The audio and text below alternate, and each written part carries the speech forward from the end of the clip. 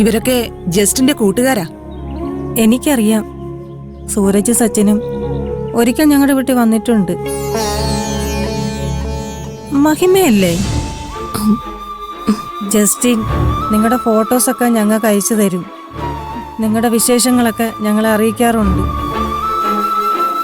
Justin പോയെന്ന് കരുതി നിങ്ങളുടെ അങ്ങോട്ടുള്ള വരവൊന്നും കുറയ്ക്കരുത് കേട്ടോ. അവനെ അവിടുത്തെ സെമിത്തേരിയിലാണ് നടക്കുന്നത്.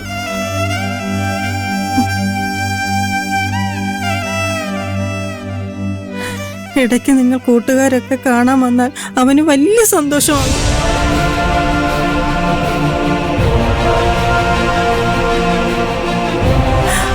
ഇറങ്ങട്ടെ മക്കളെ. മോനെ ഞാൻ കൊണ്ടാക്കാൻ ചേച്ചി. വേണ്ട, ഞാൻ പോയിക്കോളാം.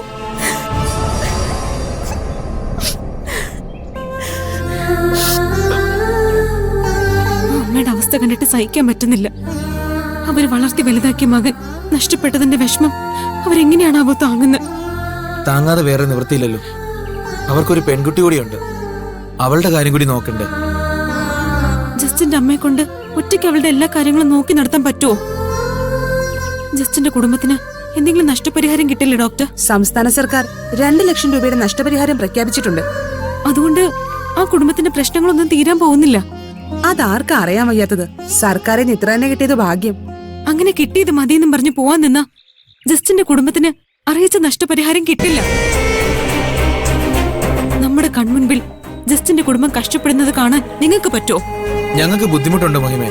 പക്ഷേ നമ്മളെ കൊണ്ട് എന്ത് ചെയ്യാൻ പറ്റും? നമ്മൾ വെറും വിദ്യാർത്ഥികളല്ലേ. വെറും വിദ്യാർത്ഥികളോ? നമ്മളെക്കാൾ കൂടുതൽ ശക്തരായ ഒരു കൂട്ടം ഈ നാട്ടിൽ വേറെ ഇല്ല. എന്ത് ചെയ്യാനാ മഹിമയുടെ പരിപാടി? ജസ്റ്റിന്റെ മരണത്തിന് പൂർണ്ണമായ ഉത്തരവാദിത്വം ഗോപാലനല്ലേ? അപ്പോ അവന്റെ കുടുംബത്തിനുള്ള നഷ്ടപരിഹാരം അയാൾ കൊടുക്കട്ടെ. അയാള് ജസ്റ്റിന്റെ അമ്മയ്ക്ക് ഒരു വീട് വെച്ച് കൊടുക്കണം.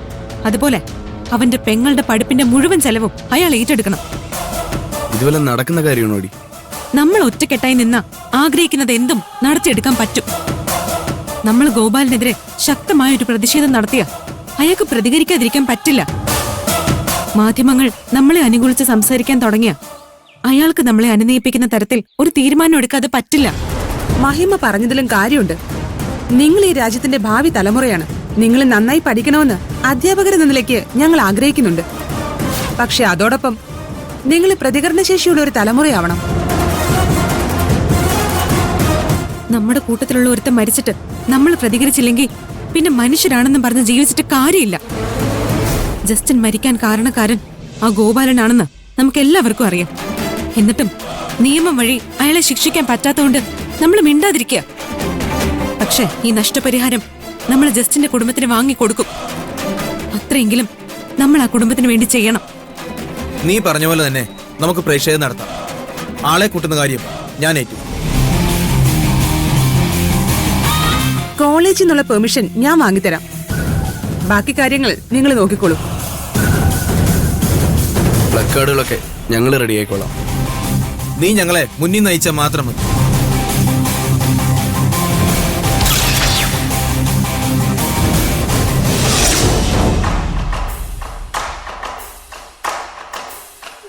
ഹലോ.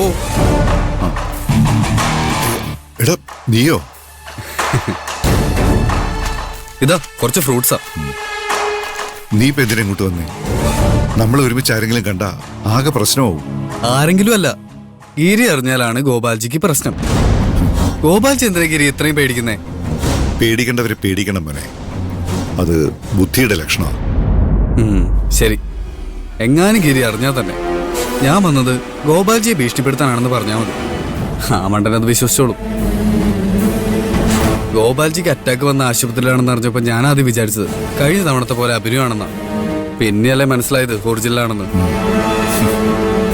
മാധവന്റെ മക്കള് കാരണം മനസമാധാനം കിട്ടുന്നില്ലല്ലേ? മാധവൻ ജീവിച്ചിരുന്നപ്പോ അവനെ കൊണ്ടുള്ള ശല്യം മാത്രം സഹിച്ചാൽ മതിയായിരുന്നു. ഇപ്പോ അവനെ പോലുള്ള 2 എണ്ണത്തിനെ സഹിക്കണം. അവരുടെ പേര് കേൾക്കുമ്പോഴേ എനിക്ക് പ്രഷർ കയറും. അതാ ഇതുവരെ ഒരു കുഴപ്പമില്ലാതിരുന്ന ഞാൻ അറ്റാക്ക് വന്ന് വീണത്. അവരെന്നെ ഉള്ളിൽ നിന്ന് തകർത്തോണ്ടിരിക്കുക. എന്തായാലും നന്നായി, ഒരു അറസ്റ്റ് ഒഴിവാക്കാൻ പറ്റി. ഗോപാൽജിക്ക് അന്യായ ഭാഗ്യമാണ്. നിങ്ങളെ കൊല്ലാനുള്ള ദേഷ്യം മനസ്സിൽ കൊണ്ടു കിടക്കുന്ന മഹിമ തന്നെ നിങ്ങളുടെ ജീവൻ രക്ഷിച്ചു എന്ന് പറഞ്ഞാൽ ആരെങ്കിലും വിശ്വസിക്കുമോ? അവള് മനസ്സ് വെച്ചിരുന്നെങ്കിൽ ഞാൻ ഗോപാൽജിയെ കാണാൻ വരുന്നത് ഫ്രൂട്ട്സിന് പകരം റീത്തുമായിട്ടായനെ. ഇങ്ങനൊരവസരം ഗോപാൽജിക്കാണ് കിട്ടിയിരുന്നെങ്കിൽ എപ്പ കൊന്നെന്ന് ചോദിച്ചാ പോരെ? അവളുടെ ഉദ്ദേശം എന്നെ ഒറ്റയടിക്ക് കൊല്ലാനല്ല, ഇഞ്ചിഞ്ചായിട്ട് കൊല്ലാനാ. എന്നാലും ഗോപാൽജി വല്ലാത്ത പണിയാ തന്നെ. ഞാൻ സ്ഥിരമായിട്ട് അടിക്കുന്ന ബാറായിരുന്നു. ഞാനും ബിബിയും എങ്ങാനും അന്ന് അവിടെ ഇരുന്ന് മദ്യപിച്ചിരുന്നെങ്കിൽ ഞങ്ങളുടെ അവസ്ഥയും ആ ജസ്റ്റിന്റെ പോലെ ആയനെ അല്ലേ? ഹേയ്, അങ്ങനെയൊന്നും സംഭവിക്കില്ല. നിങ്ങളൊക്കെ റൂഫ് ടോപ്പ് ബാറിലല്ലേ അടിക്കാറുള്ളത്.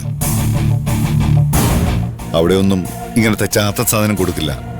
ഇത് ലോക്കൽസിന് കൊടുക്കാൻ വേണ്ടി മാത്രമുള്ള കോട്ടയാ. അതാവുമ്പോ ചാവുന്നവരൊക്കെ കാൽ കാശിന് ഗതിയില്ലാത്തവരാവും. അവർക്കൊക്കെ വേണ്ടി ആര് ചോദിക്കാനും പറയാനും വരാനാ. മഹിമ വരും. മഹിമ കോളേജിലെ പിള്ളേരെയും കൂട്ടി ഒരു പ്രതിഷേധം നടത്തുന്നുണ്ട്. ജസ്റ്റിന്റെ കുടുംബത്തിന് ഗോപാൽജി നല്ലൊരു തുക നഷ്ടപരിഹാരം കൊടുക്കണമെന്നും മദ്യത്തിൽ വിഷം കലർത്തിയവരെ അറസ്റ്റ് ചെയ്യണമെന്നുമാണ് ആവശ്യങ്ങൾ. കോളേജിലെ മിക്ക കുട്ടികളും അതിൽ പങ്കെടുക്കുന്നുണ്ട്. അതെങ്ങാനും സർക്കാരിന്റെ ശ്രദ്ധയിൽപ്പെട്ട മുതലാളി കുടുങ്ങും. ആ പ്രതിഷേധം നീ എങ്ങനെയെങ്കിലും ഒന്ന് പൊളിക്കാൻ സഹായിക്കണം. കോളേജ് പിള്ളേർ നടത്തുന്ന പരിപാടി ആയതുകൊണ്ട് മീഡിയക്കാർ വരാൻ സാധ്യതയുണ്ട്. അവിടെ വെച്ച് പിള്ളേരൊന്ന് അക്രമാസക്തരായാൽ മതി. പ്രതിഷേധം ശാന്തമായിരിക്കണമെന്ന് മഹിമ പ്രത്യേകം പറഞ്ഞിട്ടുണ്ട്. പിള്ളേരാരും അതുകൊണ്ട് പ്രശ്നമൊന്നും ഉണ്ടാക്കൂല. അവരായിട്ടൊന്നും ചെയ്തില്ലെങ്കിൽ ക്യാമ്പസിൽ പിള്ളേരുടെ കൂടെ നമ്മുടെ ആളുകളെ കയറ്റി പോലീസായിട്ടൊരു അടി ഉണ്ടാക്കണം. ഇങ്ങോട്ട് അടി കിട്ടുമ്പോൾ പിള്ളേർ അങ്ങോട്ടും കൊടുക്കില്ലേ, അത് മതി. പണി നടക്കുന്നതിനിടയിൽ പറ്റുകയാണെങ്കിൽ മഞ്ജുവിനെയും മഹിമനെയും അങ്ങ് തീർക്കട്ടെ. എല്ലാ പ്രശ്നവും അതോടെ അങ്ങ് അവസാനിക്കും. പിന്നെ മീഡിയക്കാരെയും പോലീസുകാരെയും ഉപയോഗിച്ച് ഞാനെല്ലാം ഒതുക്കിക്കോളാം. തല്ലുകൊണ്ട് കഴിയുമ്പോൾ പിള്ളേരുടെ ആവേശമൊക്കെ അങ്ങ് പോകും. പിന്നെ അവരുടെ മാതാപിതാക്കൾ വന്ന് ആവശ്യമില്ലാത്ത പരിപാടിക്ക് പോകരുതെന്ന് പറഞ്ഞ് അവരെ പിന്തിരിപ്പിച്ചോളും. എന്തായാലും ക്യാമ്പസിൽ കയറാൻ പോകുന്നവർക്കും സാറ് പണിയേൽപ്പിക്കുന്ന പോലീസുകാർക്കും എന്റെയും ബിബിയുടെയും ഫോട്ടോസ് ഒന്ന് കൊടുത്തേക്ക്. ഇല്ലെങ്കിൽ അവന്മാർ ഞങ്ങളെ തന്നെ തല്ലും. അതൊക്കെ ഞാൻ കൊടുത്തോളാം. നിന്നെ ഏൽപ്പിച്ച പണി ചെയ്യേ. എന്നാ ശരി, ഗോപാൽജി റെസ്റ്റ് എടുക്ക്.